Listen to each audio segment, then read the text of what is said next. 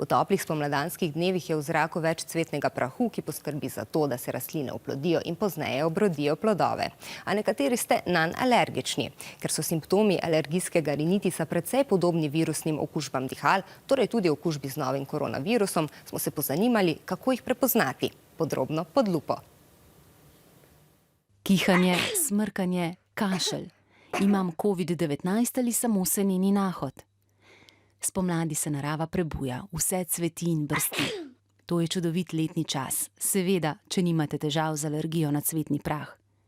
Alergije so že tako neprijetne, v času, ko se poleg peloda trav in dreves širi tudi koronavirus, pa lahko povzročijo še dodatno zmedo. Simptomi pri senenem nahodu so namreč podobni kot pri blagi obliki bolezni COVID-19, zato je dobro vedeti, na kaj moramo biti še posebej pozorni. Kihanje, srbeče oči, izcedek iz nosu, lahko tudi kašelj in piskanje v pljučih, so običajni spremljevalci alergij, a brez vročine, utrujenosti in bolečin v mišicah.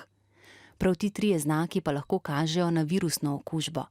Pri okužbi s koronavirusom se lahko pojavijo še suh kašelj, oteženo dihanje, včasih glavobol, boleče žrelo in driska. Alergiki boste opazili, da imate več težav, če ste veliko zunaj, zdravila proti alergijam pa vam bodo pomagala. Ljudje z alergijami niso nič bolj dovzetni za okužbo s koronavirusom kot drugi. Če pa se okužijo, so zaradi kihanja, s katerim se okužba lahko širi, za okolico bolj nevarni. Zato tudi zanje, tako kot za vse druge, velja. Roke si umivamo temeljito in pogosto, izogibamo se tesnim stikom z drugimi, kihamo v rokav ali robec in se ne dotikamo obraza.